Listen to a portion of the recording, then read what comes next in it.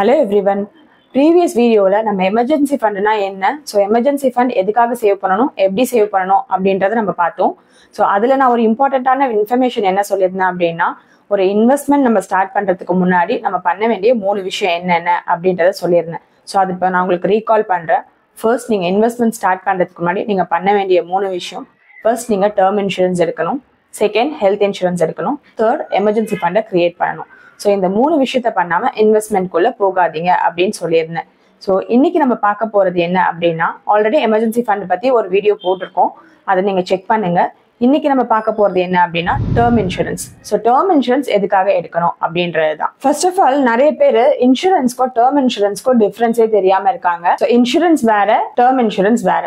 So இன்சூரன்ஸ்ன்றது investment purpose, term insurance அப்படின்றது protection. நம்ம ஏர்ன் பண்ணிட்டு இருக்கோம், நம்ம இல்லைன்னா நம்ம ஃபேமிலி என்ன பண்ணுவாங்க, ஸோ அதுக்காக நம்ம ஃபேமிலியை சேஃப்கார்ட் பண்றதுக்காக போடுறது தான் டேர்ம் இன்சூரன்ஸ். இதுல உங்களுக்கு ரிட்டர்ன்ஸ் வராது. ஸோ இன்சூரன்ஸ்க்கும் டேர்ம் இன்சூரன்ஸ்க்கும் என்ன டிஃப்ரென்ஸ் அப்படின்றத பார்க்கலாம். இப்போ இன்சூரன்ஸ் அப்படின்றது நம்ம ஒரு ப்ரீமியம் பே பண்றோம், எத்தனை வருஷத்துக்கு நம்ம டிசைட் பண்றோம். ஸோ 10 இயர்ஸோ 15 இயர்ஸோ. சம் அஷ்யூர்ட் அப்படின்றது உங்களோட ஏஜை பேஸ் பண்ணி நீங்க உங்களோட டேர்மை பேஸ் பண்ணி கொடுக்கறதா some assured. Premium every year நீங்க பே பண்றீங்க. 15 இயர்ஸ் பிளான் எடுத்திருக்கீங்க அப்படின்னா 15 இயர்ஸ் வரைக்கும் உங்களுக்கு எதுவும் ஆகல, நீங்க நல்லா இருக்கீங்க அப்படின்னும் போது அந்த எண்ட் ஆஃப் மெச்சூரிட்டியில நீங்க பே பண்ணிருக்க அமௌண்ட், அதாவது உங்களோட சம் அஷ்யூர்ட் ஃபிக்ஸ் பண்ணிருக்காங்க இல்லையா, அந்த அமௌண்ட்டும் பிளஸ் போனஸும் ஆட் ஆகி உங்களுக்கு அட் எண்ட் ஆஃப் மெச்சூரிட்டியில வரும். இதுதான் இன்சூரன்ஸ்.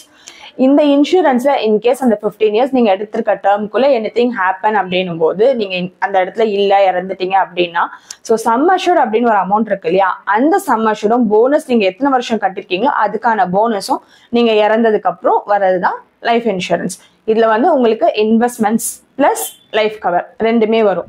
டேர்ம் இன்சூரன்ஸ் அப்படின்றது நீங்க ரிட்டர்ன்ஸ் எதிர்பார்க்கவே முடியாது. பிகாஸ் இது பியூர் டேர்ம். நீங்க இல்லைன்னா உங்க ஃபேமிலி சஃபர் ஆகாம இருக்கிறதுக்காக சேஃப்டிக்காக நீங்க போட்டு வைக்கிறதா டேர்ம் இன்சூரன்ஸ். இப்போ இந்த டேர்ம் இன்சூரன்ஸ் எடுக்கணும் அப்படின்னா நீங்க எப்ப எடுக்கணும்? ஸோ டேர்ம் இன்சூரன்ஸ் எடுக்கணும் அப்படின்னு நினைக்கும் போது நம்ம ஏர்லி ஏஜ்லயே எடுக்கணும். ஏன் அப்படின்னா நம்மளோட ஏஜ் கம்மியா இருக்கும்போது ப்ரீமியம் கம்மியா இருக்கும்.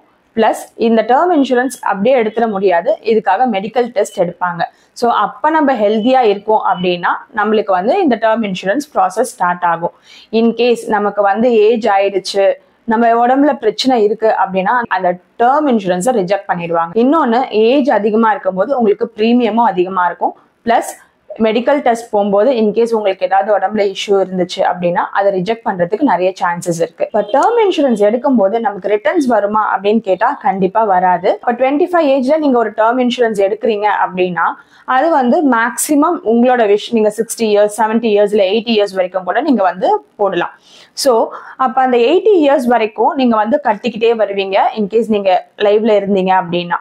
அப்ப இந்த பியூர் டேர்ம் அப்படின்றது 25 இயர்ஸ்ல நீங்க எடுக்கிறீங்க, 80 இயர்ஸ் வரைக்கும் நீங்க கட்டிட்டு இருக்கீங்க, 80 இயர்ஸ் வரைக்கும் நீங்க லைவ்ல இருக்கீங்க அப்படின்னா நீங்க கட்டினதுக்கான அமௌண்ட் உங்களுக்கு வராது. ஸோ அப்ப நீங்க என்ன பண்ணலாம் அப்படின்னா, ஓகே கடவுள் நம்மள நல்லபடியா வச்சிருக்காரு, ஸோ இந்த அமௌண்ட் வேற யாருக்காவது யூஸ் ஆகும் அப்படின்னு நீங்க உங்களை தேத்திக்கலாம். செகண்ட், ஒரு சிலர் நினைக்கலாம் நான் கட்டிக்கிட்டே இருக்கேன், எனக்கு எதுவும் ஆகல, பட் இந்த அமௌண்ட் நான் கட்டுறது வேஸ்ட் தானே அப்படின்னு நீங்க நினைக்கலாம். பட் இதுக்கும் ஒரு ஆப்ஷன் இருக்கு. So return of premium. இப்போ நீங்க 25 வயசுல டேர்ம் இன்சூரன்ஸ் எடுக்கிறீங்க, 80 இயர்ஸ் வரைக்கும் நீங்க பே பண்றீங்க, நீங்க லைவ்ல தான் இருக்கீங்க, உங்களுக்கு எதுவும் ஆகல அப்படின்னும் போது நீங்க ரிட்டர்ன் ஆஃப் ப்ரீமியமா சூஸ் பண்ணிருந்தீங்க அப்படின்னா அந்த 80 இயர்ஸ் முடிஞ்சதுக்கு அப்புறம் நீங்க எவ்வளவு பே பண்ணிருக்கீங்களோ அந்த அமௌண்ட் உங்களுக்கு கொடுத்துருவாங்க.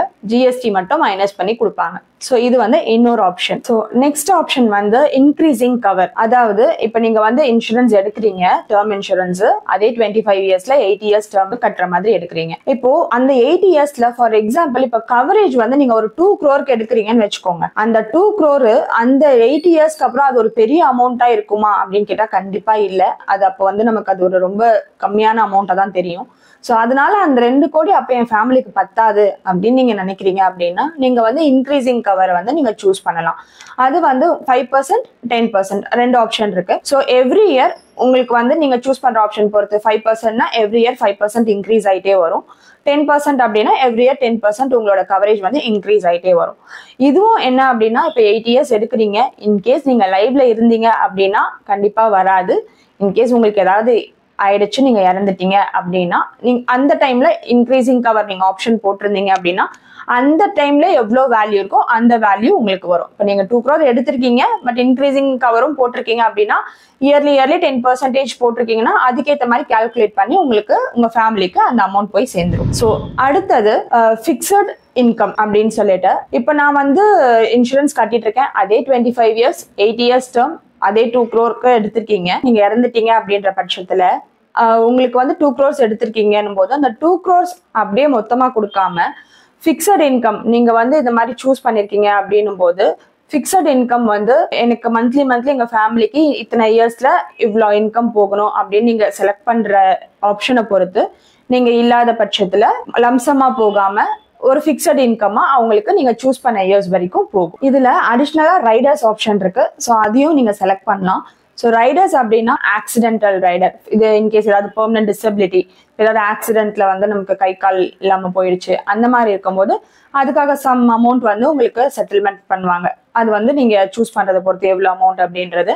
தென் வந்து கிரிட்டிக்கல் இல்னஸ், இன்கேஸ் நீங்க பாலிசி எடுத்து உங்களுக்கு ஏதாவது ஒரு கிரிட்டிக்கல் இல்னஸ் லைக் கேன்சர் அந்த மாதிரி ஏதாவது ஒரு ஹார்ட் அட்டாக், ஹார்ட் வந்து கொஞ்சம் சீரியஸ் இஷ்யூ அந்த மாதிரிலாம் இருக்கும்போது அதுக்கான சம் அமௌண்ட்டை வந்து உங்களுக்கு கொடுப்பாங்க. ஸோ இந்த மாதிரி பெனிஃபிட்ஸ் நீங்க டேர்ம்ல யூஸ் பண்ணிக்கலாம். இதுல இருந்து என்ன சொல்ல வரேன் அப்படின்னா எல்லாருமே டேர்ம் இன்சூரன்ஸ் எடுத்துக்கிறது நல்லது, அதுவும் ஏர்லி ஏஜ்ல எடுத்துக்கோங்க. ஸோ இந்த மாதிரி இன்ஃபர்மேஷன் வேணும்னா எங்க சேனலை சப்ஸ்கிரைப் பண்ணுங்க.